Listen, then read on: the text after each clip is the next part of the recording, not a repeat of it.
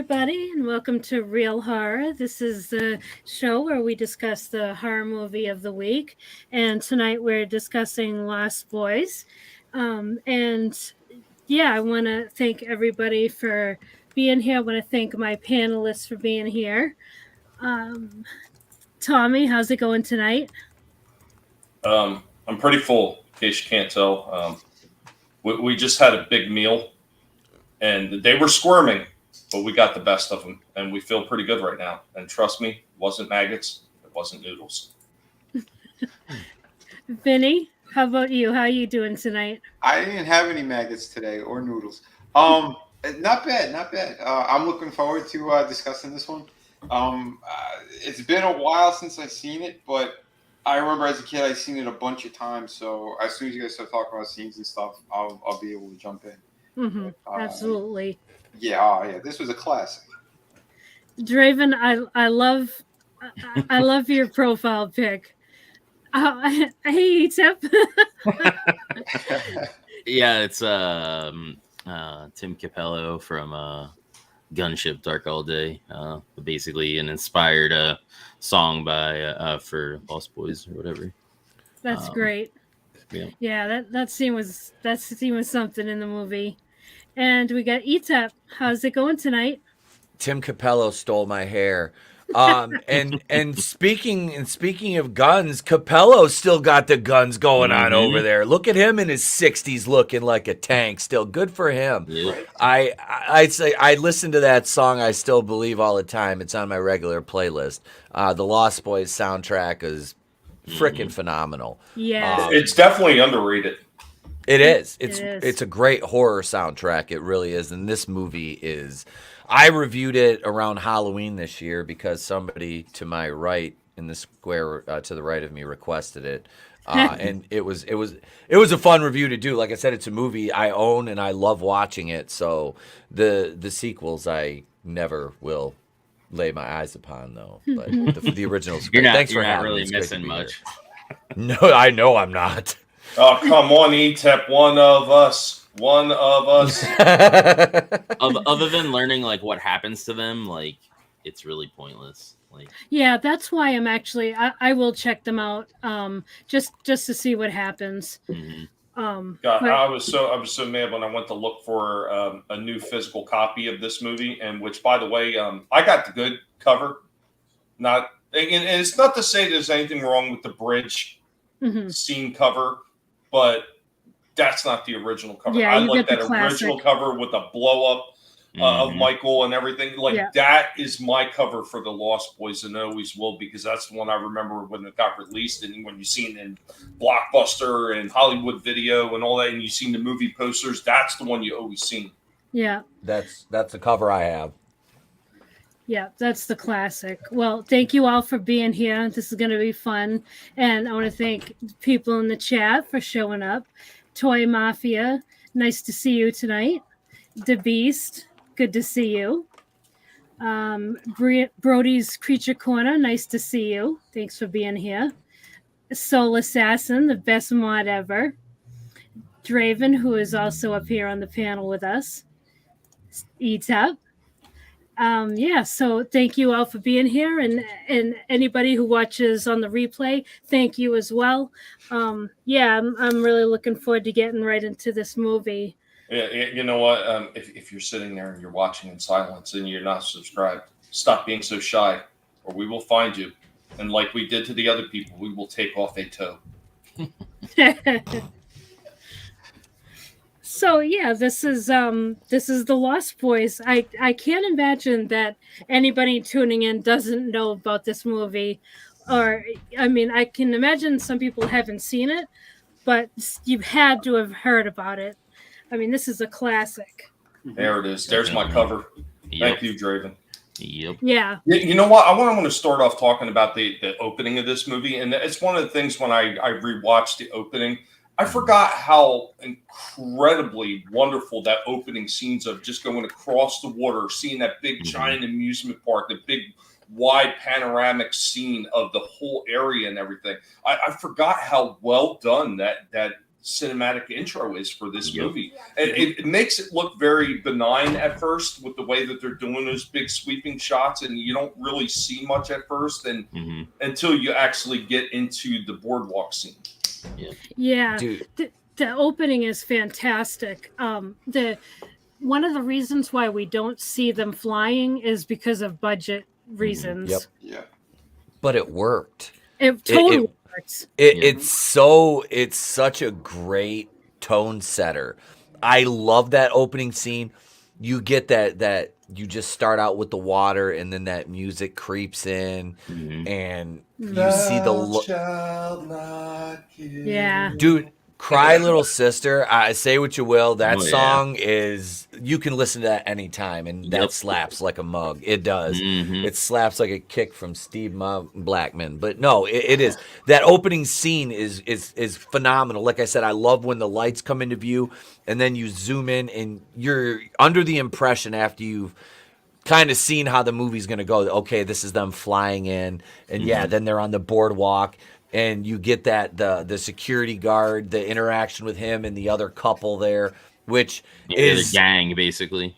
Yeah, that was, and they come back to them later, which is cool. Yeah, I love that opening to that movie. There's certain horror movies that it can still be a good movie, and they can kind of drop the ball a little bit on that opening sequence. You know, it can be underwhelming. This one just is a chef's kiss for what this movie, how it plays out. It was perfect. It really was. Well, here's another thing. I don't think that there was a lot of wasted scenes in here, and even the stuff where you're getting the very beginning, where you're meeting Grandpa for the first time, and everything. And all those scenes I think are fantastic. Everything on the second shelf is my cakes and everything. You don't touch it, and don't tear the little tag. You're going to see it's a little loose. The address label on the end of the TV guide. Don't tear it off. It ruins the cover. No, you got a TV, Grandpa? No, you read the TV guide. What do you need a TV for? Like every scene in the beginning, No TV, it doesn't feel no wasted. MTV. Yes. Yeah. Oh, that grandfather, he was awesome. Like at first you think he's going to kind of be like weird and maybe a curmudgeon because it's a grandfather, but he actually is a cool dude. I love him. What's up, Pope Noir? Yeah, Mr. Pope Noir, thank you for being here. You're talking about Bernard Hughes that played Grandpa. Yes. Yep. And Tommy, you mentioned no wasted scenes in that movie. It's got an hour and 37-minute runtime, which for a horror movie, you don't want. For me, the sweet spot for any horror movie is 80 to 90 minutes. I agree. This kind of horror, slasher, vampire, that kind of stuff, you don't need that to go 2.5 hours. You don't. Then you just get into, oh my God, it can be a slog just to get through it. Yeah. No, unless it's more like those kind of epic kind of stories that you're trying to tell. You know, a psychological, science fiction type. Yeah, or there's a bigger story that's in between it, and then just like the vampire element is just like, you know. Yeah. This is pretty straightforward as far as like the storytelling goes and how the scenes play out. So yeah, you didn't need any more than that to develop these characters, because the characters that you need to get to know, you do get to know. You know, a couple. You know, you got your archetypes along the way, but I mean, it blends together well. Like this is a very, very well written movie. Well, I think even if some of the scenes that people might think are throwaway when they're panning around the city and they're showing like all the degenerates in the area. That's my favorite. After Michael sees the back People of are the strange, billboard. please. After he sees the back of the billboard and it says "Murder Capital of the World" and everything, and they bop into the doors. Like, I think that's another thing where this movie is completely underrated. Is this score, the soundtrack fits so well with the extra scenes that they're putting in there to give you a little bit more context without overdoing it, that it just makes everything that much easier to digest throughout the film. Because any other music, maybe it wouldn't have worked as well. I think the guys that put this together knew what they were trying to capture, and they did it perfectly. Yeah, the music absolutely adds to this movie. Like it's already a well-written and well-acted movie, and the music just adds that extra layer that makes it even more enjoyable. And the songs that they pick, like Draven mentioned, "People is Strange," when Mhm. it's panning around like the boardwalk area, and Mhm. and Yep. everybody does kind of look strange. Like that's just awesome. I love that they put Yep. that in there. And That's the only version of that song that I like. I don't like the original version either. Oh no, I can't. We'll have to discuss this later. Sorry. You also have a wonderful use of "Walk This Way" during probably Mhm. one of my favorite scenes in the entire movie. Yeah, that was awesome. Mhm. What's up, Monotony? Hey, Hey, Tony. nice The to see you. Lost Boys, the movie, or Kevin Spacey's accusers who went missing? Damn. Oh no, Monotony has been infested by manliness. He's channeling his inner manliness and motivation tonight. I told you not to drink that juice he sent you, Tony. Billy, Drink your juice. don't invite anybody into the house. Soul Assassin actually brings up a good point. He says it was supposed to be a Neverland film, if I'm not mistaken. It was The Lost Boys is actually a take on Peter Pan, with the Lost Boys and Peter Pan, Mhm. and how they go to Neverland, a place where you never grow old and die. Mhm. That's exactly what happens when you turn into a vampire. Yep. Yeah, Yeah. I actually read that as one of the interesting facts about the Yeah. movie. Correct me if I'm wrong, but isn't this also a Joel Schumacher film? It is. Yes, Yes, it it is. is. Yes, it is. I'd say it was this one and Falling Down are his two masterpieces. Oh, absolutely. I don't think I've seen Fallen Down. Oh, Holy shit, really? we got to do that. Yep. Yeah, With Michael I'll- Douglas. Oh my Yeah, god. I've never seen it. He's That's the the one good where guy. he like All you have to has do the is flat watch top, a right? Biden speech. Yeah. He, Tommy. he just broke. Another thing I liked when they panned in that beginning part, when they panned over the boardwalk area, is did you notice all the missing children posters? Yes. Yeah. Yeah. Well, they I they remember. show Laddie. Star and what was the little one's name? Laddie. Laddie. Laddie. Laddie. They show Star and they show at least Laddie on there, Mhm. and Yep. it's so funny. Like looking back at this now, you have what's her name, Jamie Gertz Yes. that plays Star, and she is in another one of my favorite '80s kind of offbeat movies with Jason Patrick as well. I believe he was in that Solar Babies. Oh yeah, that's actually how she ended up in this film, because Yep. so you must already know a little bit of history behind this movie. They originally wanted a blonde for her role. That I was not aware of. I didn't know Oh, okay. And Jason Patrick lobbied for Gertz to be the role of Star, but Schulmacher, however you pronounce it, wanted a blonde. And let's not forget about somebody else that's in this film. That goofy ass bastard that plays Bill. that. Yeah, he is. Oh, Alex Winter. Yeah, he's gonna be Oh, a yeah. horror hound this year. Yes, he is.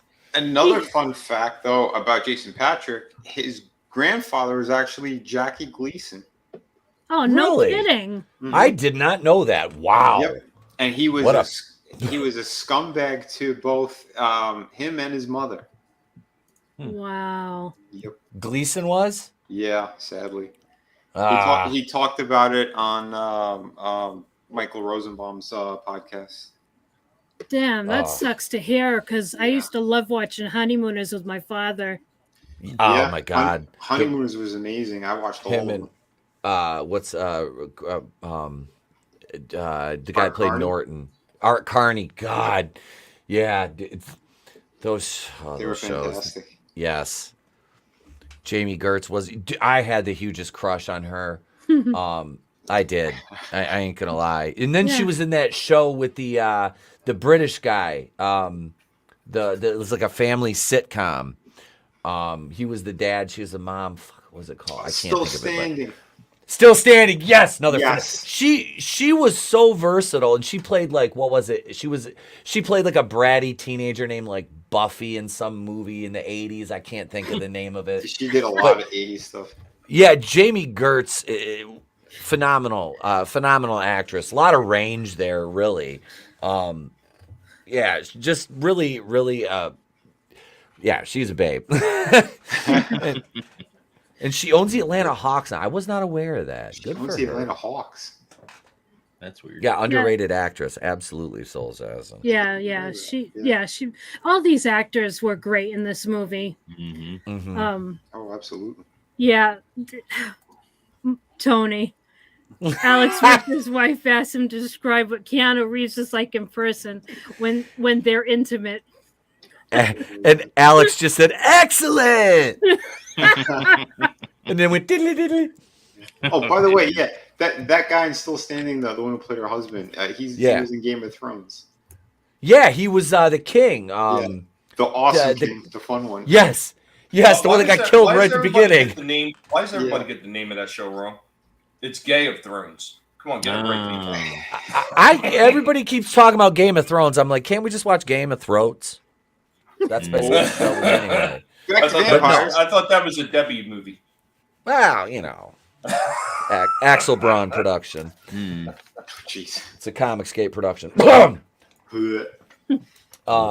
no, I don't want to take it away from the Lost Boys. But no, Jamie Gertz is great in this. Can we talk about my man from the Murder Mitten State, Edward Herman? Mm-hmm. Oh yeah. He's that guy. Like whenever he showed up in a movie, it's like he's either going to be a putz or he's going to be evil. You know? Wasn't he one in the end? He was the. Yeah, he's Max. Yeah. He's the head. He's the head vampire. Hey, Tree Rock. Hey, Tree Rock. Thanks for listening. Hey, always great seeing you. Yeah, he was awesome. Like they were all so good, and he was really convincing in his role. Like at first, how he's acting like he doesn't like these kids and they're just troublemakers, and then he ends up being like the head bad guy. That was great. Yep, that was great. Yeah, this was the only other movie that guy Alex Winter was in, right? Aside from Bill and Ted. I honestly have no idea. He's in the new Blue's Clues movie. Oh, good for him. We just figured out Blue's Clues.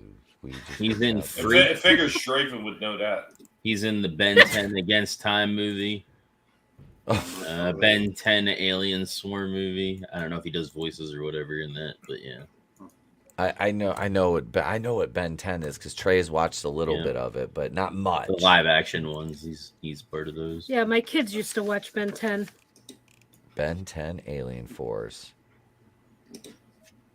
Let's see. Alex Winter. So what do you think, like in those opening scenes when you're getting to meet all the other characters that are going to be in? I mean, obviously we see David and his group pretty early, but when you, what do you think was more profound, like in that beginning opening? Do you think it was meeting Max in the store? Or do you think it was meeting the Frog Brothers? The Frog Brothers. The Frog Brothers. The Frog. Okay. The Frog Brothers, the introduction to them when they go into their comic shop at first. As a kid, you're just sitting there going like, oh my God. Like looking at, like now I pause it and I'll look at the covers and shit. Yeah, how strange was that setup? I've been, as a kid, I've gone to a lot of comic book shops, and I never recall seeing any comic book shop where they had old issues sitting on the shelf like that. No, they were. I know, man. There was a place in New York. They kept all the good stuff locked in the basement. Oh wow. I'm usually most of the shops where they got it behind plastic or sleeves, and they got it taped up on the top of the wall. Yeah. Out of reach is pretty much what they want to do. But like what they'll normally do, at least they did back then. They had like a list of stuff written down, or they took pictures and printed them out of what they have, because they were afraid of theft and everything else. That's actually a good idea. Yeah, and in later years, the guy actually he was losing his marbles, and one of the kids working in there was robbing him blind. Oh, come on! I forget. Did they charge him? I don't remember that part. No, they give him the comic. Yeah, they just give it to him with Dracula. Yep. Yep. Alex Winter has 30 acting credits right now and 4 upcoming. Oh, okay. Oh wow. Maybe Yeah, Carol. I was. Oh, sorry, I was just. I think we were highlighting that at the same time. This think is so. awesome. Oh well, we're gonna have Oh, to do wow. like we do over on Vinny Wow. stream. Mine. Yeah. Wow, That's so good. that's really cool. Hmm. That's freaking awesome. So That for is anyone amazing. who's for Tree Rock, I know for sure is listening and not watching right now. Soul Assassin says, I think that comic shop still exists and it was a personal collection at some point. That is awesome. That is awesome. See, I have no desire to ever go out California way. Mhm. But Same. I mean, if I ever went out anywhere near there, like Las Vegas or something, to go see BattleBots, maybe I would go over just to see something like that. Hmm. And I don't know if that pier is still around that they filmed at. I think it is. It's in Santa Cruz. See, I would Oh, go yeah. check that out, and that would be the only reason I would step foot in that disgusting ass state. Yeah, see, there's places that I want to go and see in California, but it's Yeah. just going to California to see them is the problem. I know. Yeah. Yeah. It's Atlantis Fantasy World. That's the name of it. Oh, cool. So All it's right. still there. It's still there. Oh my god, that's amazing. I would definitely film that like I did the Warriors over on Coney Island. Here's Yeah, there's the, a tour or whatever. The Lost Boys Santa Cruz tour. yeah, apparently Oh, it's that's awesome. Nice. Huh. pretty cool. Very cool. No, and they still got the little mannequin thing too. I see the one shot where they got that mannequin, like that weird, Oh. like Yeah. Mhm. in the back. Yeah. Trying to see if there were any other shots, but still really cool. Mhm. Mm-hmm. Yeah, I love that it's an actual shop and it still exists. Like that's just awesome. Yes, It is. I think- would it exist still without this movie? That Yeah, I was about to say that because some Yeah. of these places they become like protected, like landmarks. Right. Mm-hmm. Yeah, that's a good question. Interesting. I wonder if he still haunts the place with Chris going. Never mind. Hmm. Let me go put my Charlie Sheen shirt on. Hang on. No, don't. So, let's talk about Trina, if you don't mind. I want to talk about the opening scene where they after Michael's chasing after Star, and he takes that ride with David. Yeah, let's get Mhm. into it. So he chases him after the motorcycles, and it's just like a game at first. They almost lead him over the edge, and then they take him down into that defunct part of the park that actually, earthquake came and it sucked it Mhm. down. And you get into everybody's favorite scene, and people, I prepared something for this one because I wanted everybody to enjoy this the way all of us did when we rewatched it, or just remembering it from when we watched it in the past. So let's talk about when he talks about how can a billion Chinamen be wrong? Next time you want to send a message, you send it to me direct. Oh, wait a minute, that's the wrong clip. That's the wrong Chinaman.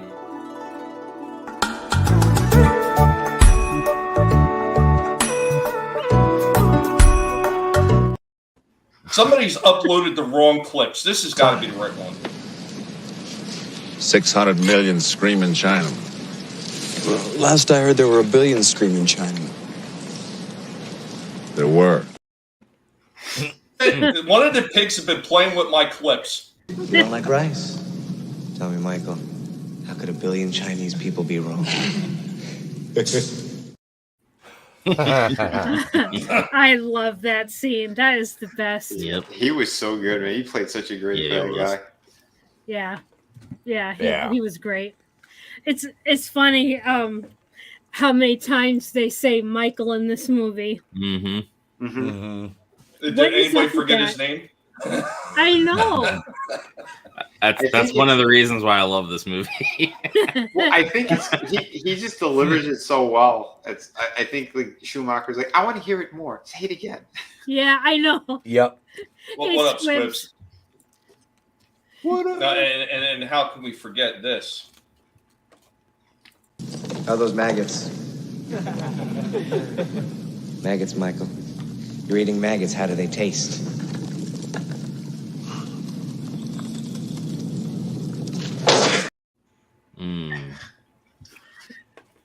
You gotta love this. See, I think this is really like leading into a lot of things, and they don't have to say it.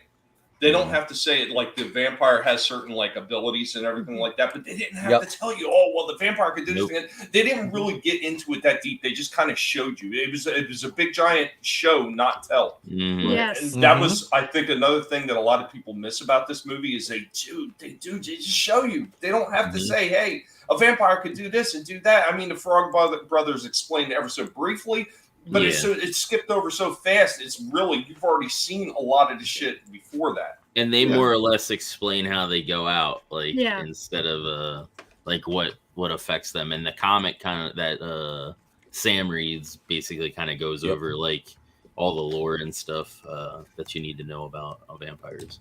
Yeah. Yeah, that is, you're right, Tommy. That is a very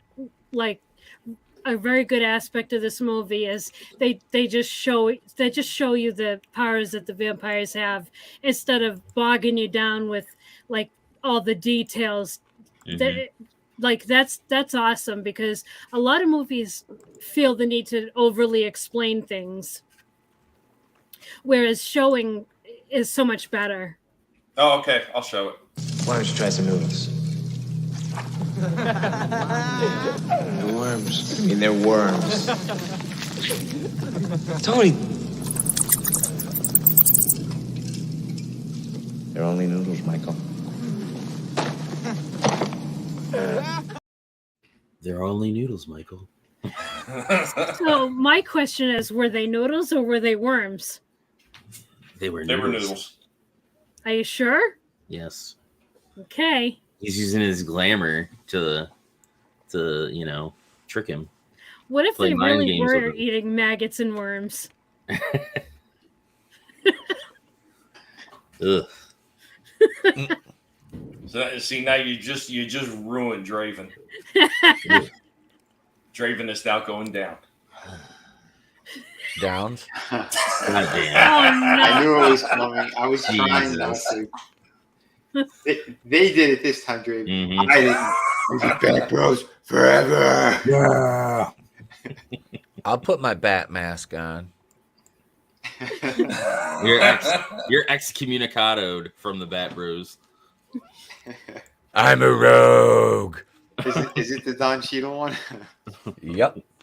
So the one thing I think they did a little bit differently in every other vampire movie is you don't really see anything where they talk about drinking blood, like from a glass, like it's fine wine or anything.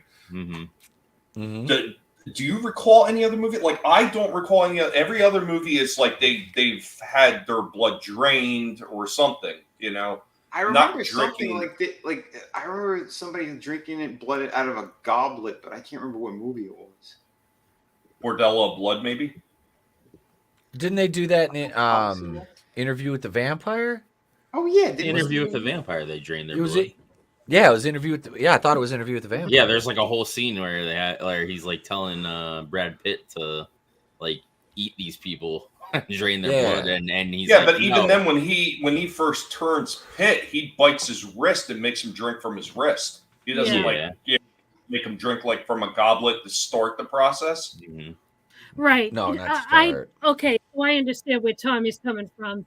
So this is the only movie that I know of that we know of that to start the process of turning someone into a vampire. All you do is all they did was have him drink some vampire blood out of and make him think he's drinking wine. I don't think any other movie did anything like that. Okay, yeah. I know Dracula Untold, but it's not that he tricked them. He sort of did, but I remember like he cuts himself and then his blood he pours into the skull of one of his victims in his cave, the Charles Dance character, and he drinks from the skull. He doesn't drink directly from Right, him. right, but once again, it's still. I mean, if you're looking at it like from vampire lore, it's still Yeah. like living blood. It's still fresh. You're talking about something that they had sitting in a bottle, like it's a concoction. Right, Mhm. right. I got you. Yeah. Okay. Because they Yeah, make you're you right. think they do it to trick you. They in the sequel Frog explains that they don't drink anything they give you because they do that to trick you to turn you into a vampire. Yeah, and Star said, like, as he's going to take a drink, because they're like, it's Mhm. just wine, it's just wine. She's like, it's blood, don't do it. And he's like, yeah, whatever, it's not blood. Mhm. Well, here's another aspect I think a lot of people missed out on. Basically, they were committing cannibalism. So if they give you this wine and they are partially turning you into a vampire, and that's going to be the first kill for somebody, your first kill is cannibalism.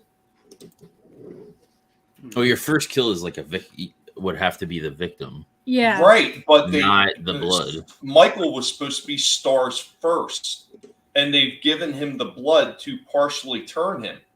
yeah, that's a little bit of Yep. a plot question, because how would that work for her? How would that turn her if he's a vampire?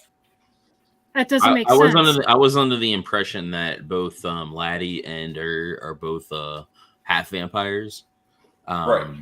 and they haven't had their first kill, so that way when David, or well, technically Max is killed, they revert back to being human. So, okay. Soul Assassin posted an interesting link, Lost Boys Vampire Lore. Nice. It's a YouTube video. Yeah, I'm definitely going to check that out. Oh, cool. Thank you, Soul Assassin. Because Soul they Ass- definitely do some things that are a little bit different than the standard vampire film. And I Mhm. think that's another reason why this one stands up for me. Because it's not Yeah. the same humdrum, we're just going to repeat what everybody else did. Yeah, this was definitely a new concept. Like, this was, I mean, even though it's like vampires and with the blood and everything like that, they did do things differently. This was the first movie to show like the let me think. I think it was like they involved this was the first movie to involve I think the contact lenses Mm-hmm. Mm-hmm. as part of this as part of the transformation. I could be wrong on that, but I think that is. But this movie was definitely it definitely had some originality to it. I mean, don't get me wrong, there were a few things that they did take from other movies. And one of the scenes in particular is where we first find out, Michael is he's half vampire. And remember the scene he's floating outside the window? Yeah. Mhm. Yep. That is actually taken from Salem's Lot. Oh, Because there's a scene in the original Salem's Lot where the kid is floating outside the guy's window. Okay. yeah, never seen. I haven't Salem's seen Lot. that movie in ages. But even then, they did it a little bit differently because where the character in Salem's Lot is definitely floating of its own accord, Michael is being pulled. Mhm. Yeah. Oh, that's right. They had him like pulled out of the house because you have to be invited in as a vampire. Mm-hmm. And a lot of this whole movie, I think, like gave the idea to Buffy the Vampire Slayer. Mhm. Speaking of that, Trina, so I did have something for that as well. But you passed the test. Don't ever invite a vampire into your house, you silly boy. It renders you powerless. Nice. That's a different set of rules. And when he kills you know how there's sparkly vampires that we don't normally talk about because they're sparkly vampires, but when he kills Alec, because I have the Blu-ray version, and it's pretty crisp, the blood and stuff that spews out is like glittery, like there's like glitter No all over kidding. the place. Yes. And I don't know if it was because of what he was wearing had glitter and shit all over it, or it was his actual blood. Do you suppose maybe they were trying to hint at there's something more in the blood that they're taking away from the victim? Because I've heard that one before where they talk about it's not really just the blood, but they're like ripping part of the person's soul out when they're drinking the blood, and they're taking their life essence. Yes. Yeah. Yeah. And I mean, vampires are pretty much kind of like exist by magic, right? Mm-hmm. So Well, it depends on how you look at it, because there is Depends that on the ancient lore, honestly. Mesopotamian lore where they kind of hint at what a vampire could be. Yeah, don't they say like it's fallen angels as well? There's also that too. Yeah. In ancient Mesopotamia, there was a whole thing with their version of Noah's flood and everything, and the guy was actually the way they changed this guy. That was like basically the Noah archetype. Is they gave him the abilities to interact with animals and almost become animal-like. So there's a few different stories like that, and I know the ancient Egyptians had stories like that too, where people were like partially turned into bats or something like that. So I mean, there's a whole bunch of different lore out there where you can kind of explain vampires, maybe not exactly, but in a roundabout fashion. Right. Some say they're descendants of Lilith as well. Yeah, I've heard that. Yep. And yeah. So. Which, if you just read the Bible, you're not going to know about it. Mm-hmm. Yeah.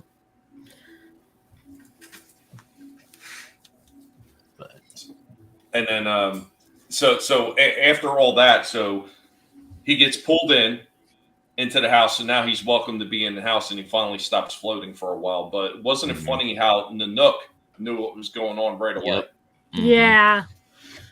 Yeah, that was so cool that the dog, they had the dogs like be able to sense the vampires and how Nanook protected Sam. I loved that. Yeah. And Thorn was Max's Hell dog. Yep. Yeah. Yep.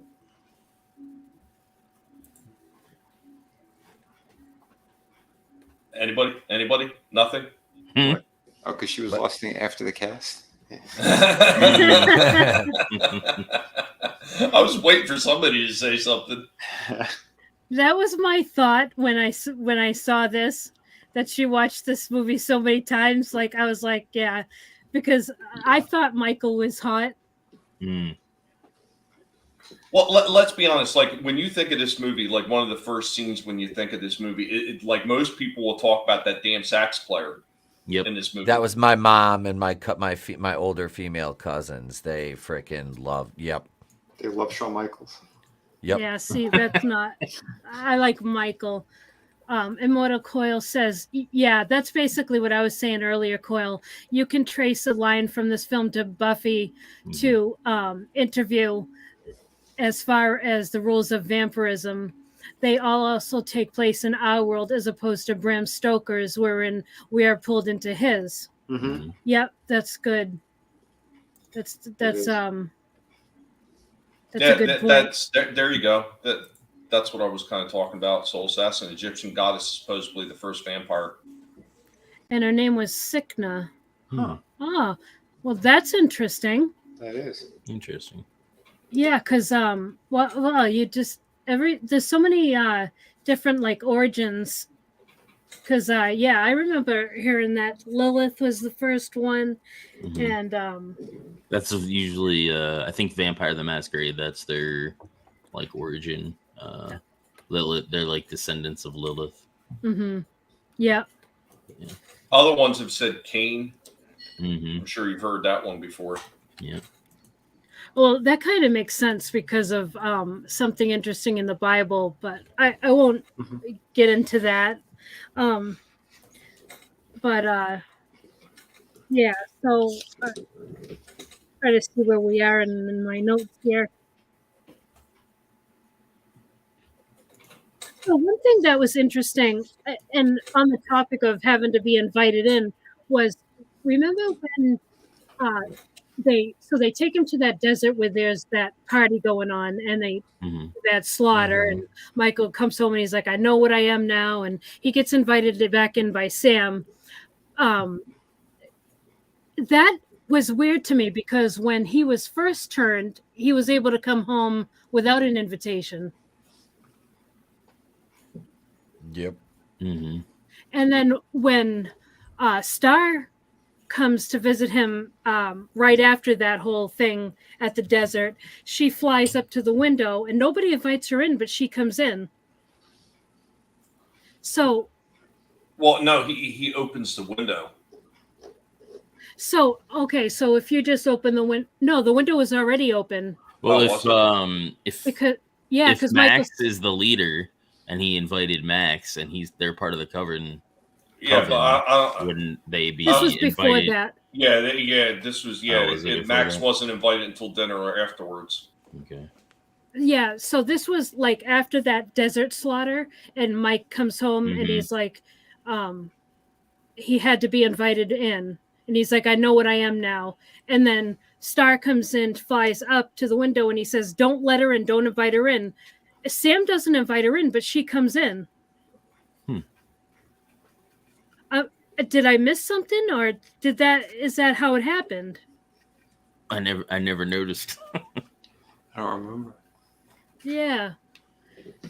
I mean, there were a lot of continuity errors in the 80s as well. Yeah.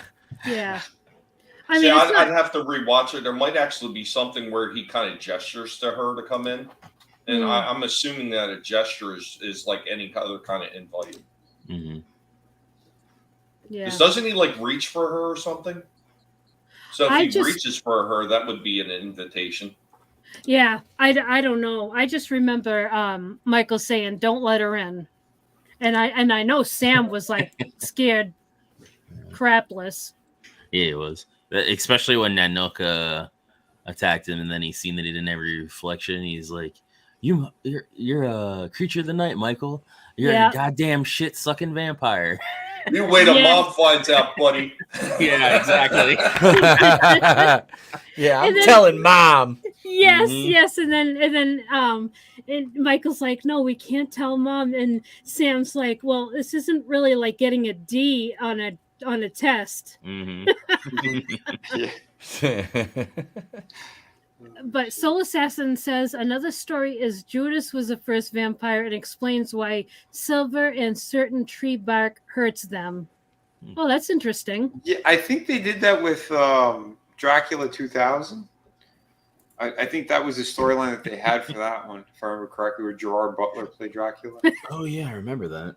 That was with Rock. I thought you were Vitamin C was nude in that movie. Yeah, Erica Laniak was in that too, and she looked damn good. We're very inclusive here, apparently, Soul Assassin. It does make me proud. He's like, because I'm biting people to say thank you.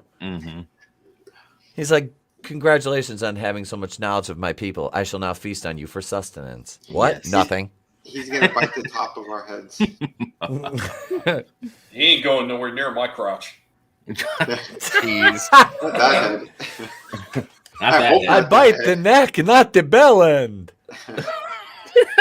Which neck are we talking about? Oh, God. Go, God. Jeez. So, yeah. So, then they decide to go. Well, Sam decides to call on the Frog Brothers for help, and because wait a minute. They wanted to test him because they had already thought that it was Max because of the dog and everything like that. So he invited them to dinner to test Max, and they poured all that garlic. Yes.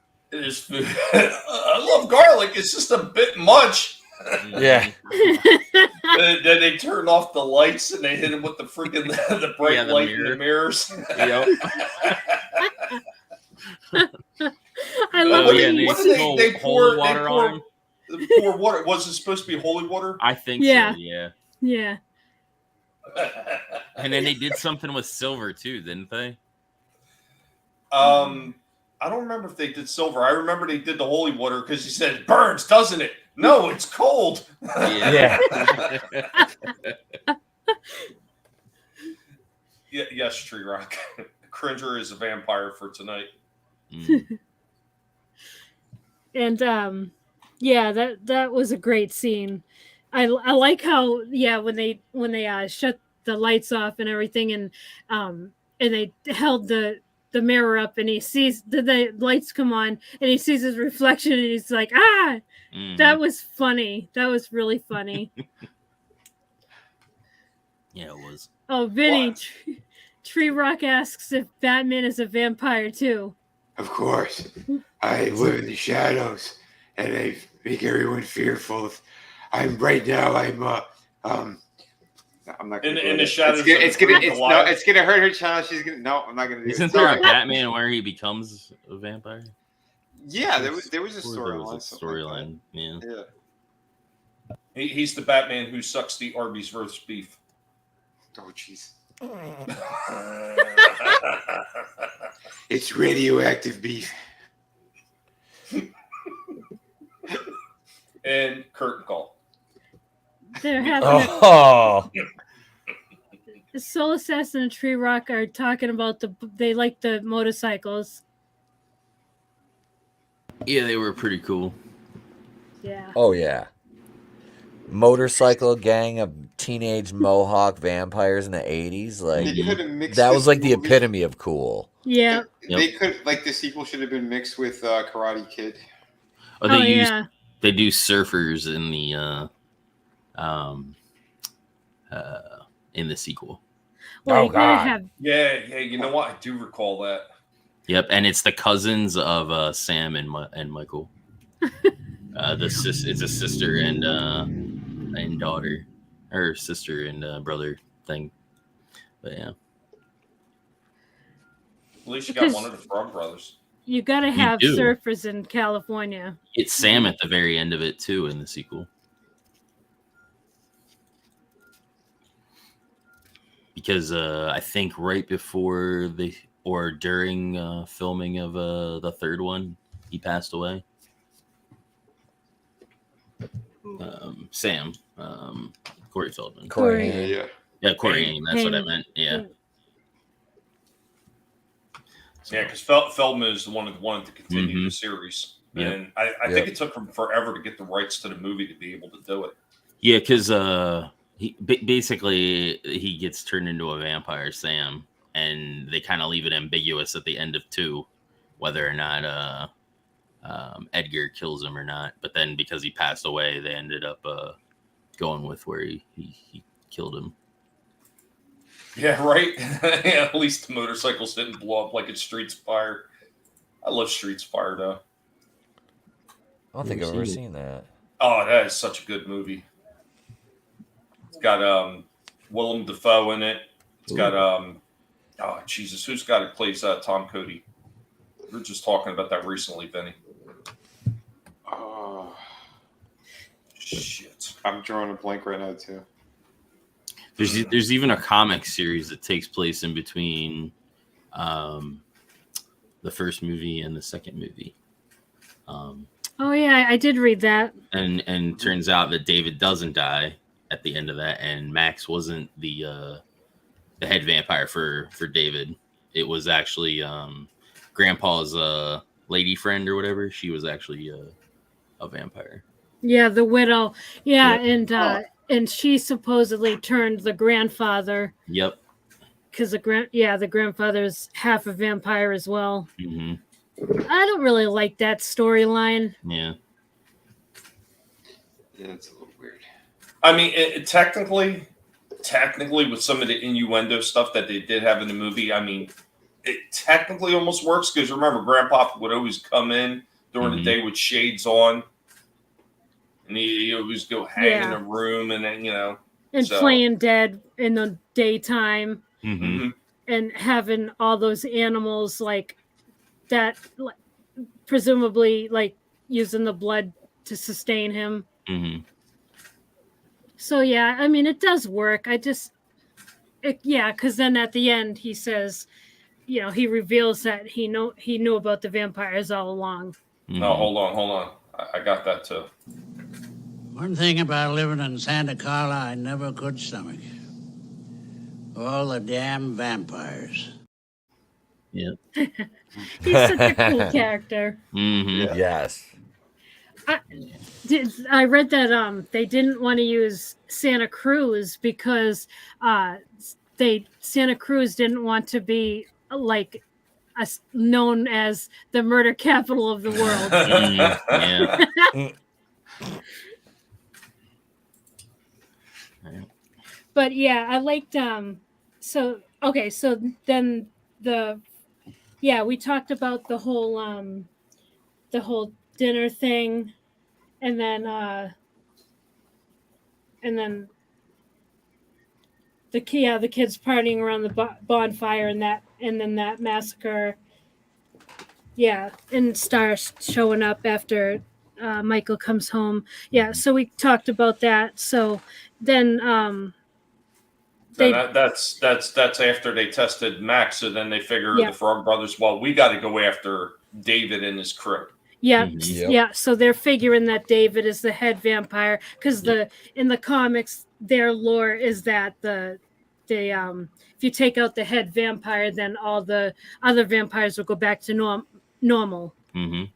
Yep.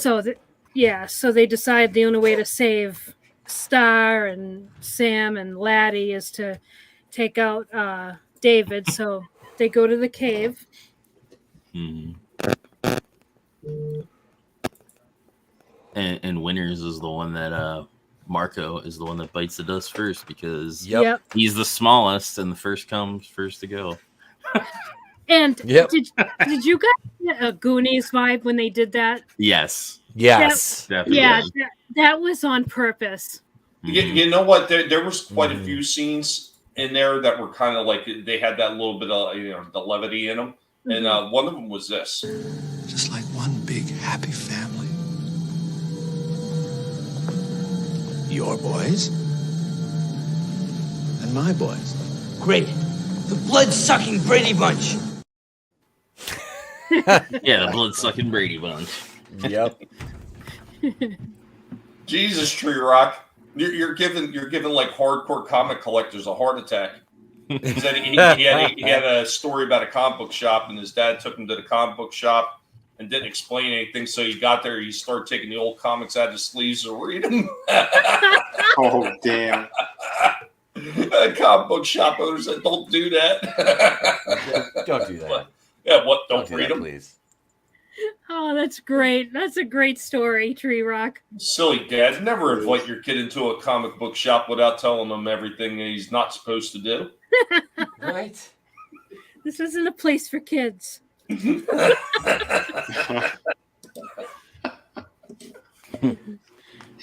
Get your things. We're leaving. Yep. So they go to their lair, and I think it was really cool that they show them with like almost like a semi like half human, half bat feet hanging upside down. Yeah, that was cool. And they mentioned about, I thought they were supposed to be in coffins, and he's like, well, this cave is one big giant coffin. So yeah, that was awesome. Yeah, but those like his bat feet, that was wild. Mm-hmm. Yeah. I love the way they made the vampires look in this movie. Mm-hmm. They look pretty cool. Yeah.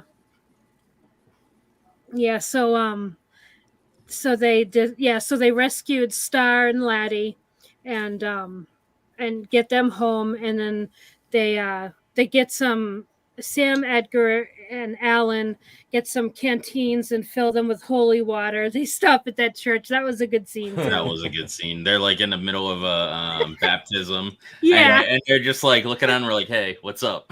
I know. God. and for extra measure, they throw garlic on top of the holy water. Yeah. There's this garlic marinating in it. Yep. God, you know how bad that must have stunk. Oh God, that had to just reek. That's awesome. When they get back, Grandpa's there too, and he basically is like, Don't you know the rule? When you take the car without permission, you have Yeah. to Oh, fill the yeah. tank up. Yep. Yeah. That's kind of another thing. Like he that kind of gives a little credibility to maybe he was a vampire, because he kind of like seems like he knows more than he's letting on. Mhm. And at that moment he's like, didn't I tell you the rule? And Mike's carrying Star, and he's like, oh shit, and he's looking at the grandfather, and he's like, about the car, you have to fill it up, and Michael's like, no. He's like, well, now you do. Yep. Yep. Yeah, nothing abnormal here. Him just carrying some woman upstairs. I know. You know. Yeah, like yeah, he was aware. He was definitely aware. Oh, Jesus. Well, he hung out with Cosby. He hung out with Cosby back in the day, so he was like, this is nothing out of the ordinary. Little Spanish fly. Draven, do you ever have this problem? Oh God, I've never had that problem. Yeah, because you got to buy more. Goddamn. Practice safe sex. I don't care if you're a vampire or not. You don't want extra diseases. Extra. Extra. Read all about it. That's a disease, isn't it? Yeah, vampirism. Yes. Only you can prevent vampirism. What would happen if a priest blessed a bunch of condoms and then a vampire wore them? Oh God, I don't know. David, Let's find out. Let's mail a bunch to Draven. Oh jeez. Draven, these rubbers are blessed in. Oh, crikey! We haven't told Angelus Draven he's a vampire. We've stoked these condoms in holy water. Let's see what happens when he tries to bag this Sheila vampire. Crikey! It looks like his member fell right off. It turned to ash. Each condom needs to have one of those communion breads taped underneath of it, so when he goes to rip it open, Jeez. Oh, he tore open the wafer first. Let's see what he does with it. Poor Angelus got to send blood samples to the lab before he can bite his victims. blessed for your pleasure. That wins the comments of the night right there. Hold on. What the hell is it? Oh, shit. Damn it. These are from the pontiff himself. There it is.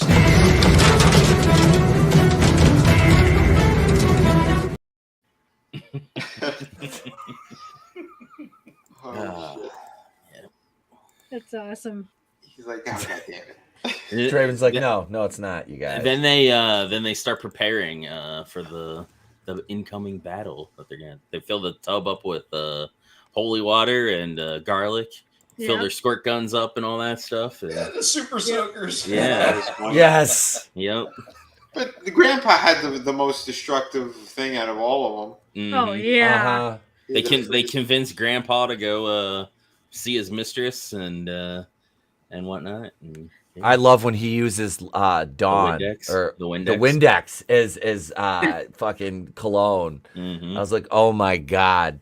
Yeah. There's a Greek family somewhere like standing up and applauding. Somewhere Constantopoulos is like, oh, look at that. He also takes a stuffed Pomeranian with him. Yes. I love his collection of taxidermy. Yes. As a taxidermy enthusiast, he has a beautiful collection. Oh, like when he gives Sam the beaver. Mm-hmm. And then, and then he could. He has a closet full of them. And Michael goes, "What'd you stuff for her?" Oh. Tree Rocks asks if I've seen Daybreak. Oh yeah, that was a great movie. That is a good one. Oh, I forgot Sam Neill's in that one. And Willem Dafoe. Yeah, that was. I like the one with James Woods. Oh, we watched that. John Carpenter's Vampires. That is so good. That's right up there with this one as far as vampire movies and me go. The other one is Sundown, the Vampire in Retreat. That's a very obscure think one. I've seen that one. Yeah. Daniel Baldwin stole that fucking movie. Yeah. Oh, dude, yes. The Yes. John Carpenter's one. Mm. Oh my James God. Woods and him played off each other so well. They did, but I don't know. Out of all of them, like, this is the Baldwin that should have had the massive career. He Yep. didn't shoot anyone. So yeah, I love the kills that when at the end. So yeah, they kill David's crew. These kills are fantastic because you got the holy water bath one. Mm-hmm. And it was so well done, and then you get the Garlic don't work, boys. yeah, and then like why did they put the garlic on the water? They already knew the garlic wasn't gonna work. Mm-hmm. But then they shove them in, and it's holy water, and that. And then work. Nanook helps them out because later they take credit, Yeah. and then they're like, Nanook kind of helped too. Yes, Nanook was a hero. Yeah. And so that was a great kill. And then all the pipes burst, and there's like vampire blood all through the house. And all I kept thinking of is the house is ruined now. Yep. Yeah. What was the one? Death by Stereo. Yes, Yep. that Yep. was great. That was Dwayne. Because he tries to shoot him with the arrow at first and misses. Yep. And then he like is laying there playing dead, and he gets up and he's like, "Missed, sucker!" And then he knocks back another arrow and shoots him and goes right into the stereo, and it's like playing the one rock song, and he's like, "Death by Stereo." Yeah, that was so good.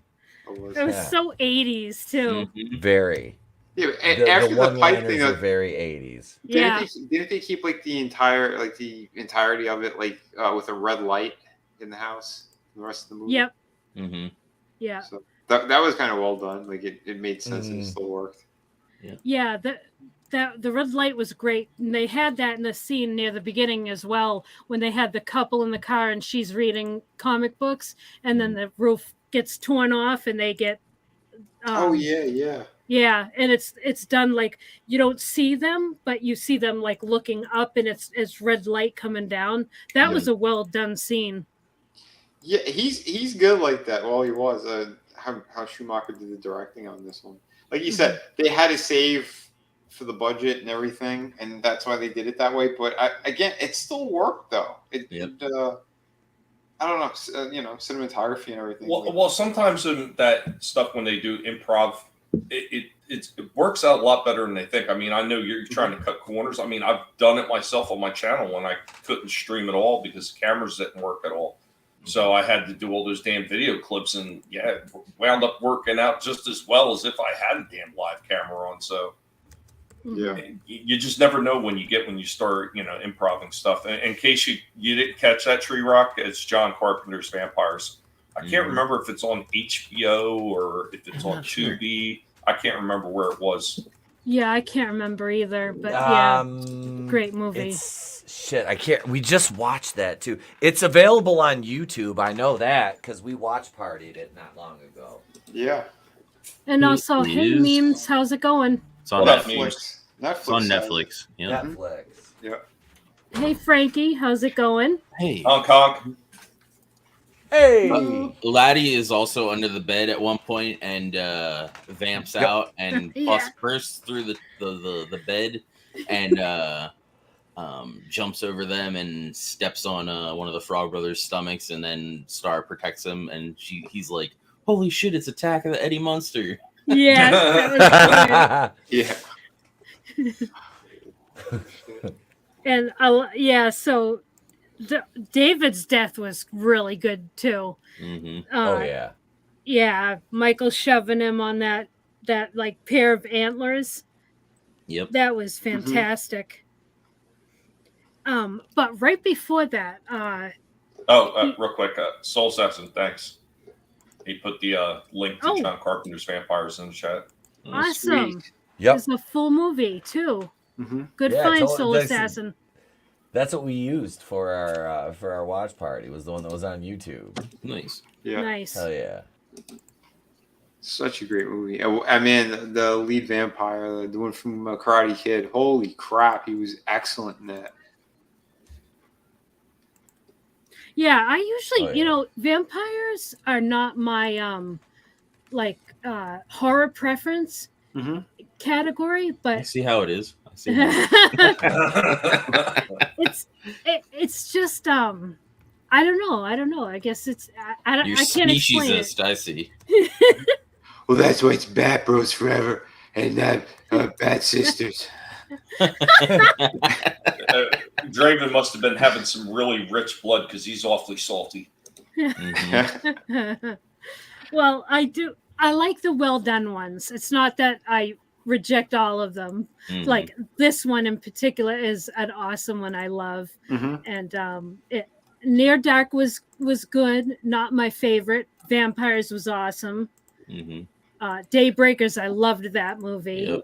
Every time they add like an extra element into the lore, they make their own out of it. It's really interesting because that's what I dug about the John Carpenter's one.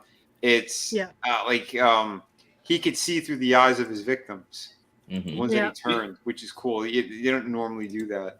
You know what I didn't mind? A lot of people didn't like it too much, but I thought it was pretty hilarious. Was Eddie Murphy, Vampire in Brooklyn? Oh, I went to the theater and saw that. It's been a while. And what about Once Bitten? Once Bitten is great. Yes. Yeah. So good. Yeah, George Hamilton. Holy shit. Soul Assassin has extolen the virtues of From Dusk Till Dawn, and I can't imagine why. What was that? From Dusk Till Dawn. Oh yeah. Yep. Did you see what's Selma Hayek recently?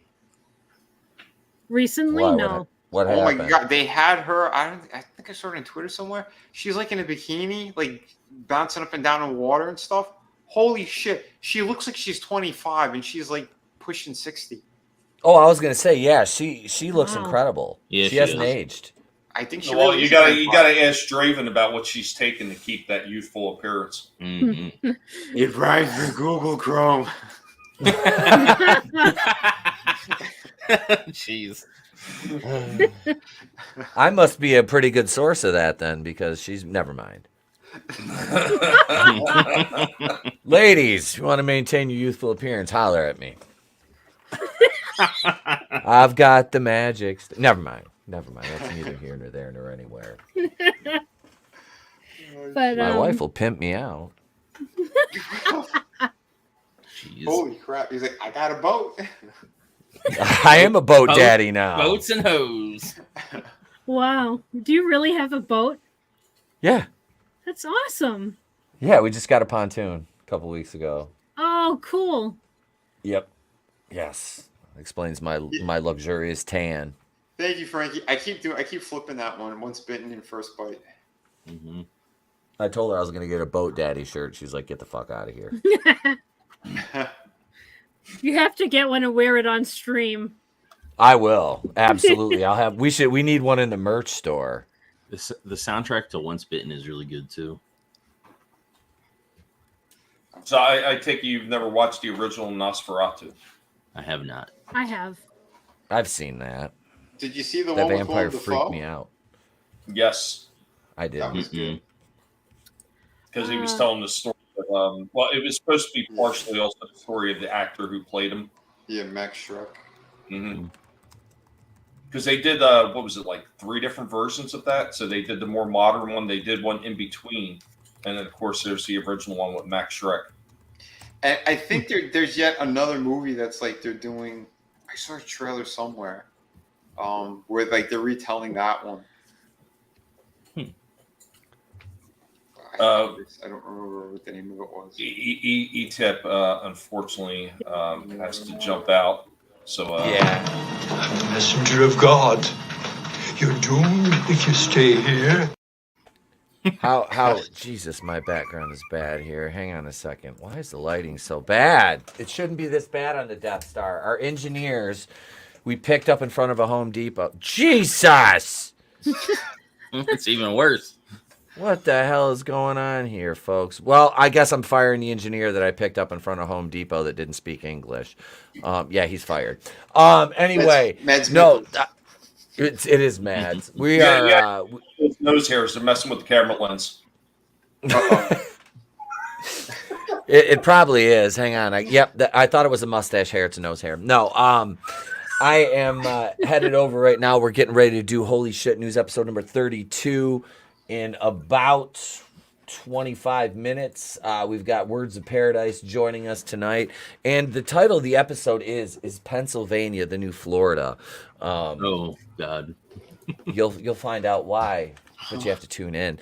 We got a member stream coming up tomorrow also. During the afternoon, I got the Cynthia Rothrock video I'm working on, plus a review of Think Big starring Peter and David Paul, and Saturday night's main event this week. So much more. But thank you for having me on, Trina. I love the Lost Boys. This was a lot of fun. Thank you. This wonderful panel full of beautiful human beings. I love you all. Chat is great. Thank you, guys. Awesome. I'm so glad to have you here. Yeah, and welcome back anytime. Absolutely. And I leave you with this. It's Morbin time. Thank you for the link, Soul Assassin. Yeah, I had to include that when Trina said, "Oh, you can make some clips for me." I had to put that in. that guy always cracked me up. Yeah, Nosferatu is a must watch, and Shadow of the Vampire. Never seen that either. I've heard tell that this one is okay, but I don't know. Last Voyage of Denver. That didn't come out yet, did it? No, it's not out yet. No. Well, I've heard tell that it's supposedly good. Like the people that get the early views. Mm-hmm. Yeah. That's awesome. Yeah, that's the one I want to see. Yeah, I want to see that too. Because it has Liam Cunningham in it from Game of Thrones. What was his character? He was the guy that couldn't read. That was with what's his name? The guy with that was over the wall with the was it over the wall with the wildlings? He couldn't read. Davos? Yeah, Davos. That's it. I love him. Yeah, that's right. Yeah. I think he's the captain, Captain Elliot. Yeah, the Onion Knight or whatever. Yep. Mm-hmm. Yep. Yeah, that guy's awesome. Yeah. He got pretty jacked too. Huh. One other thing I want to mention about Grandpa in this, when he comes barreling in with the truck and the stake comes flying and kills Max, he did not seem worried at all that he took out a whole wall, part of his house. He was more concerned about all the damn vampires. Yeah. That was some more odd behavior, I think, from that character. But once again, it just kind of fit into the theme of everything else in this movie, and then you bump right back into People Are Strange. Yep. Yeah, I noticed that as well. Yeah, it was like he was like just ready to go, like he out of nowhere, well, they actually showed earlier when they were borrowing his car that he was replacing some fence posts, but the fence post he had a tip to it. Yep. It was like he was preparing. When he goes to the lady too, they're in the back of his Jeep as well. Oh, really? I missed that, and I watched it like consecutively twice in a row. Damn, should I miss? I Soul Assassin left one right there for you, Draven. Yep, I was looking it up. Nice. Yeah, that kill was great. I love that whole thing was great. How he just came in the clutch and took Max out, and then went right in the fridge for you. Yep. In the destroyed kitchen. Yeah. Yeah, his house is totally gone, and he's just like, I need a drink. Now, I'll tell you what, if they were ever to revisit this movie, this franchise, a prequel, I think, might be in order. Let's see what the hell Grandpa did that he knew about all the vampires. I wouldn't mind seeing that. Yeah, that would be interesting.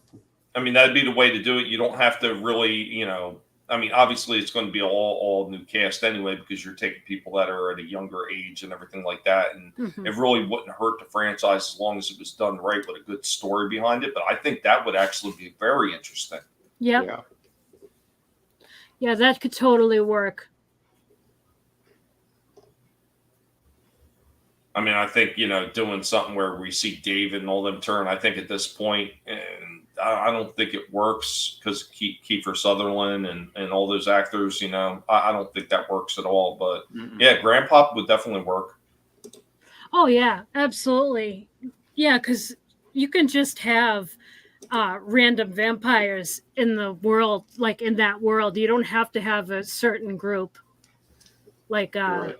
yeah, like you just get some good actors. To, someone who's going to do a fantastic job, and have that presence, like David. Well, Kiefer Sutherland did. In the movie. Yeah, because we don't know how old like David and them are. No. One thing I did read was that there was going to be an after credit scene to this movie, and what they were going to do is they were going to do I think they were going to get into how, like, a little bit of origin about Max, I think, the head vampire. Mm-hmm. So they could have gone in that direction if they had done what they originally had planned. I don't know about that, Soul Assassin. I had to look it up. There is something called The Lost Girls, but it's like a Peter Pan story. Originally, they were supposed to do a sequel like directly after this that was called Lost Girls. That was going to be all female. Yes, I did read that. No, Jesus, Montoni. In this day and age, Grandpa would be a lesbian. For real. Oh, that's horrible.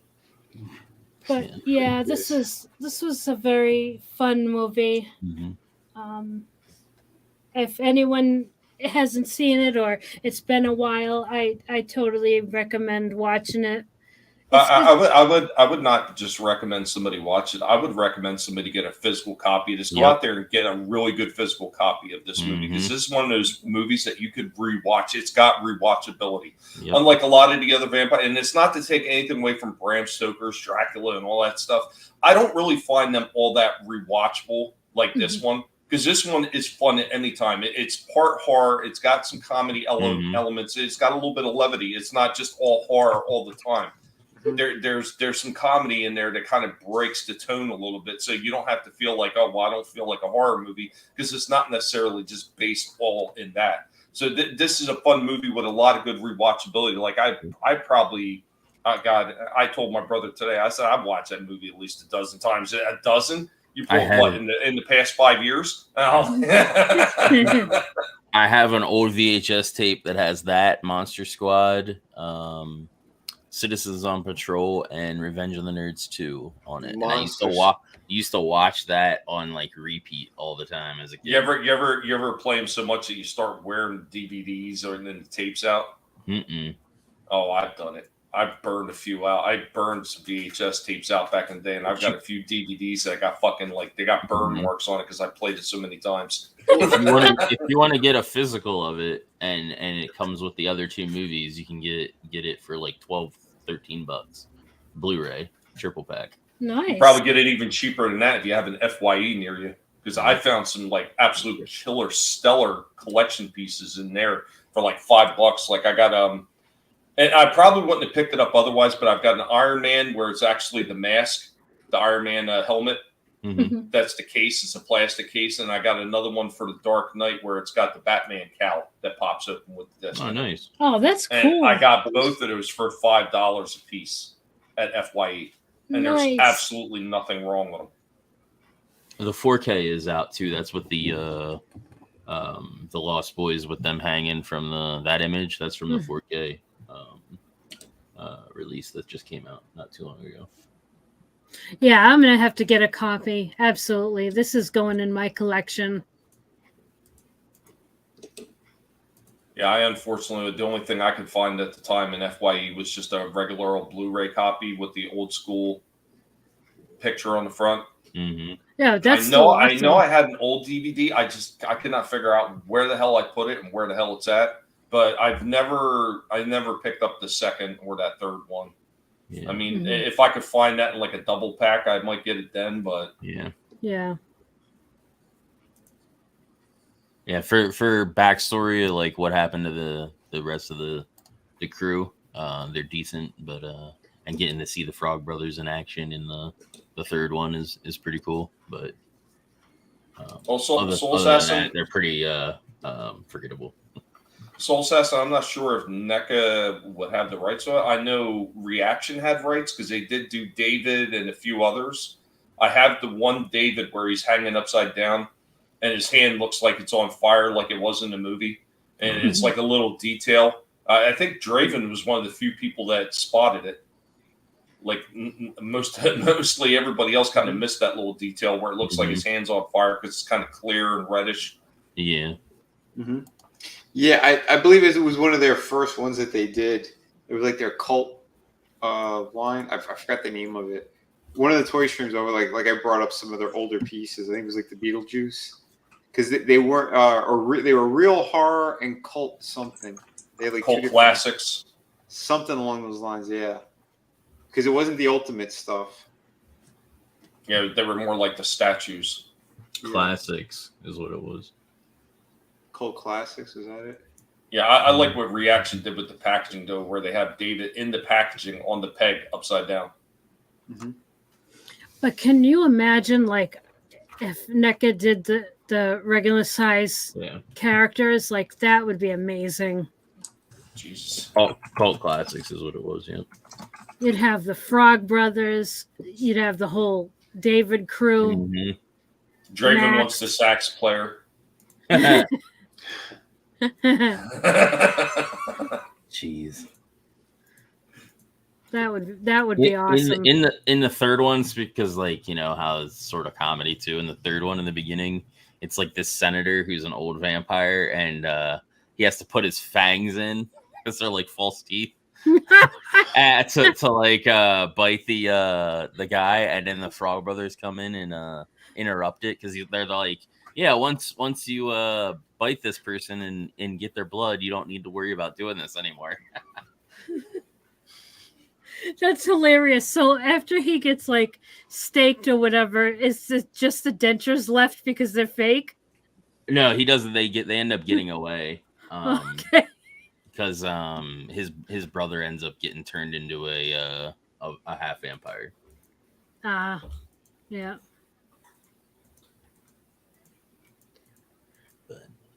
All right. This was awesome. Such a good soundtrack too. Yes. The soundtrack. ETEP came right in talking about it, you know, and like I said, like those early panning shots, and like we're talking about that song breaking in, a little sister. It's just amazing. Yeah. Just everything about this movie is perfect, and it's definitely ranked up in my top 10 of movies. Mm-hmm. My number one will always be The Warriors, followed by Escape from New York, but then, you know, coming down after that, I would say Lost Boys probably hits around number 4. It's definitely up there. Yeah. So I guess they did 2 figures from a cult classic for this movie. They did a Michael and they have a David. Oh, cool.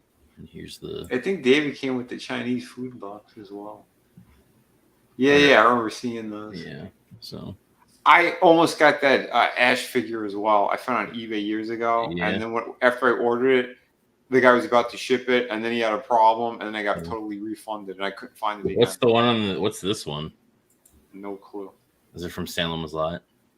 I don't know. It kind of reminds me of Salem's Lot. That's another good movie. I like Salem. Yeah. I can't remember the second movie as well, though. And what's going on, Slasher? Good to see you. Yeah, the soundtrack is awesome. Crying Little Sister. Yeah. And the Lost Boys song too is good too. When they're going on the dirt bikes. Yeah. Was there a bad song in this movie? I don't recall one. No. Nope. Yeah. Yeah. Warriors is amazing. Mm-hmm.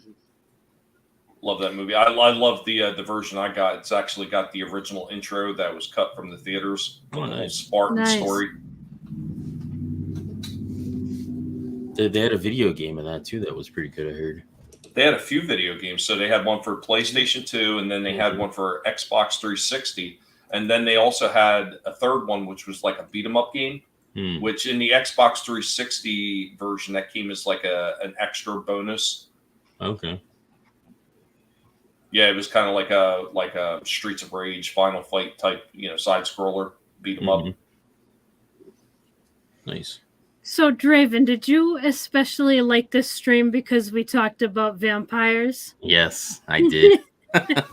It's always fun talking about vampires and like, especially when we were talking about the lore and stuff and how it differs from thing to thing. I like that kind of stuff. He was staking the whole stream. What is your favorite vampire movie? It has to be either this or Interview with the Vampire. Nice. Yep, both good movies. Just because like as far as like Interview with the Vampire, like just the mystique and like the elegance of like a vampire, that kind of like vibe. Yeah. And then I also like just like the brutality that they can do as well. So. Yep, you're right. Tree Rock Creations, they do not make them like this anymore. Mm-mm. Just a straight up fun movie. Yep. And that's when you get back into talking about like the physical media stuff and why it's important to collect this stuff, because more often than not you see these things like disappearing from these streaming services. Yeah. And they want to replace it with the more modern garbage. And yeah. That's one reason why I'm trying to build a physical media collection again. Yeah. But so do you guys have anything else you want to talk about as far as this movie goes? Not that I can think of. All right. Well, what about the ending where the grandpa takes out Max? Oh yeah. Yeah. We did talk about that. Where were you at? Yeah, we did. We busted down we did, and he exploded? I don't remember.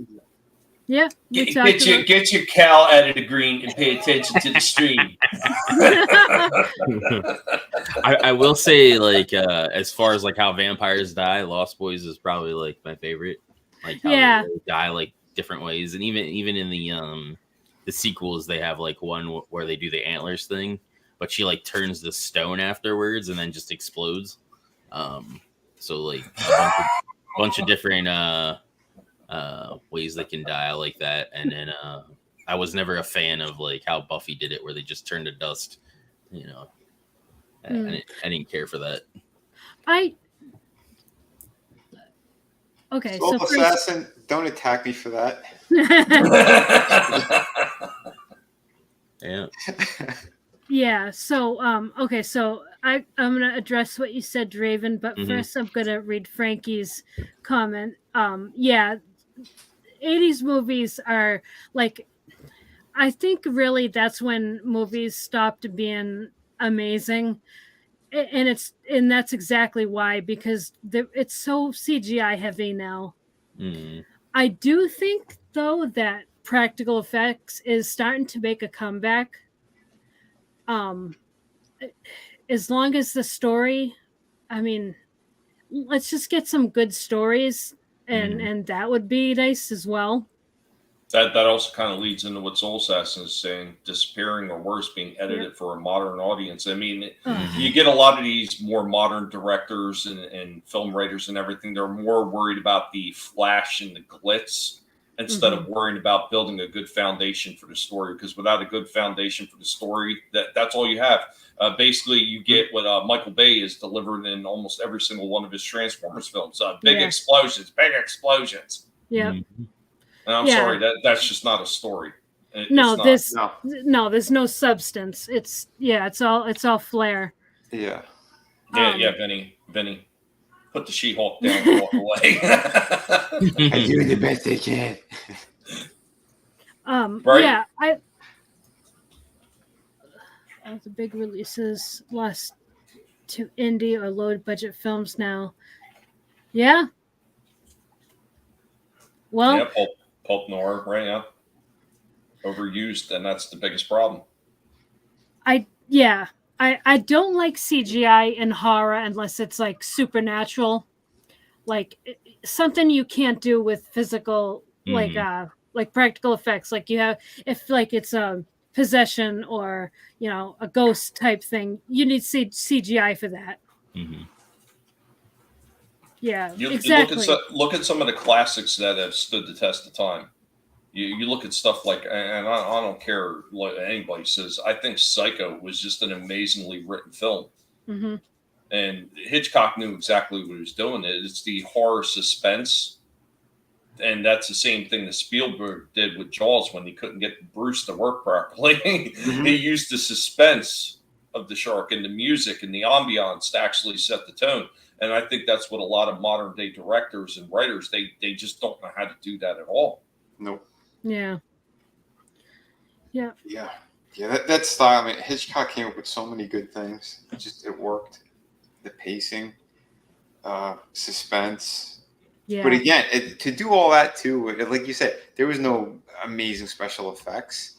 You had to come up with different stuff, and you're playing around with all that, shadows and light. And Mm-hmm. it just, it was magic. Yeah, he was so good at setting a tone. Mm-hmm.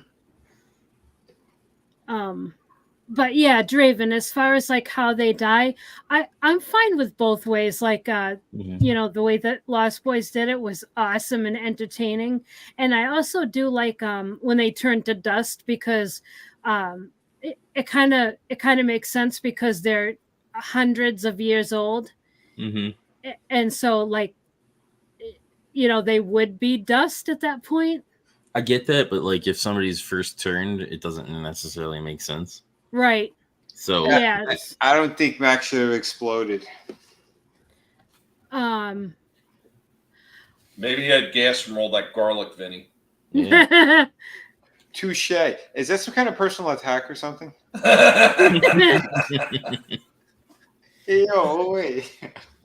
I think, well, it's funny because the Frog Brothers were like, we don't know for sure how they're all going to die, but it's all going to be like different. Some explode. Like they were totally setting it up for like they wanted an explosion in this movie. Yep. And so, have the biggest bad guy in the movie explode. It just, yeah. Well, I think maybe you could kind of explain it by, if you're talking about they're sucking the blood and they're actually not just taking blood as a physical sustenance, but they're actually sucking the life force out of people. Yeah. So if you destroy that body and it releases all that life force at once, considering how old he must have been, I guess you can kind of explain an explosion that way. Yeah. Just the raw energy of all the life force being released at once. Yeah. But they're not Highlanders. Right. Or are they? They are immortal. Well, there's some kind of magical or supernatural element, especially to Max, because whoever he turned will turn back to human if he dies. So there's some kind of like, it makes sense if there's some kind of like amped up, like, I don't know, energy to him because of that. Mm-hmm. Maybe. Let's call the Winchesters and find out. Yeah. Son of a bitch. That would be cool. Winchesters against David and them. That would be pretty cool. Mm-hmm. Well, this was awesome, guys. Thank you all for being here talking about this. I had a lot of fun. This movie is awesome. Again, everybody, if you haven't seen it for a while, if you haven't seen it at all, go get it. It's awesome. But let's start with our own vampire. Draven, tell him what you got going on. Rice? Tell me, Michael, how could 1 billion Chinese people be wrong? Yeah, so I'm going to be going over to ETAPS here after here for Holy Shit News. And then after that, we'll be over on my channel at 10:30 p.m. Eastern and we'll watch tonight's episode of Dynamite. Thanks for having me. It was a great time talking about vampires and the Lost Boys. Yeah. I want to know who the hell invited this guy. I didn't invite him. How did he get in here? Now we're powerless against him. Mm-hmm. Speak for yourself. You mean Vinny. garlic and silver won't work now? Nope. Nope. Nope. Damn. We have no powers now. What about holy rubbers? His real weakness. Fill them with Goddamn. holy water and throw them at him. Oh, jeez. Oh shit! Yeah, tonight I should be hanging out with him and the rest of the guys. 10:30. You know, we'll be watching some wrestling. I'll be trying to get some work done as well. Yeah, I don't know if I'll be popping up on eTups in a little bit too. I might. I'm not too sure yet. There's a couple things I got to take care of beforehand, but yeah, no, this is always a blast hanging out here. If you guys want some really cool stuff, you want some awesome comic books, remember, all my stuff ships immediately. City of Venus, Through the Woods, Shadow of the Kraken. I am working on City of Venus too. And yeah, it's going to be a beautiful thing. I'm going to be posting up some sketch cover stuff as well. I did another one with ballpoint pen, which, I like how these are coming out. Although it's a little bit tricky working with them because I got to keep cleaning, got to keep wiping the tip. It gets sloppy. But I'm talking about a pen. Jeez, come on, Trina. Sure. But no, yeah, I gotta post up a video of that one. I have the blue pencil kind of outline for it. That's on my short on YouTube. But yeah, I gotta record. I did the inks for it too a little bit last night and today. So yeah, I'll show you guys that stuff. Again, those type of commissions, those are available. If you guys are looking for them, please contact me. They're like roughly like 200 plus shipping for those who want original artwork. But yeah, thank you everybody. This is a blast. I should be doing my stream on Friday and on Sunday, and I think I'm doing Thursday. I think I'm doing tomorrow for the toy one. But yeah, that's always going to be an awesome time. It always is with two of these guineas. So yeah, thank you, Trina. Thank you, everyone in chat and on panel. Awesome. Thanks for being here. And Tommy, tell them what you got going on. It's just a shame that your guinea pig had to be a homicidal maniac like Jack Frost. One thing about living in Santa Carla I never could stomach. All the damn vampires. No, you know me, always up to no good. What else would I be doing with my time? Spending a lot of time, of course, working on a lot of different videos, the BattleBots, the guinea pigs, and of course the toy reviews. Trying to get some of these things and maybe up my game a little bit, have a little bit more fun with some of the figure reviews. And good God, that damn BattleBot tournament is taking me forever to finish editing. I'm so close to the damn finish line with this thing, and every time I look at it, I forgot something else. It's never ending. I wish this film was never ending because it you know, as short as it seems, it seems almost too short at times. But you get worried, you know, if it extended too long, would it not have been as good? Would it have been too much stupid shit? So this is one of those movies, guys. Once again, if you haven't seen this or you haven't seen it in a long time, man, just go out there and watch it again. This movie deserves a lot of love.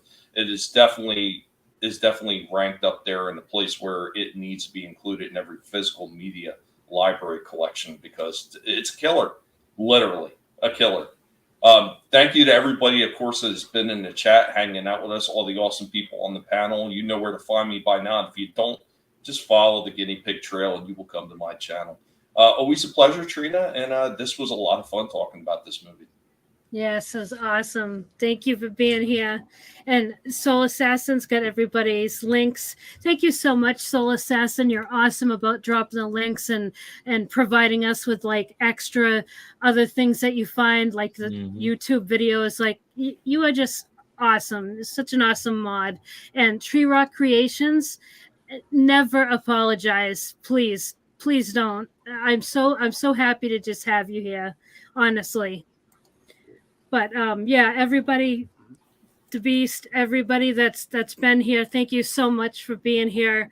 I really appreciate it. And yeah, hope to see you guys next week. Will be a little bit different. It will be I'll be doing a different kind of stream. It will be Immortal Coil and me discussing how Terminator is actually a horror movie. So that should be fun.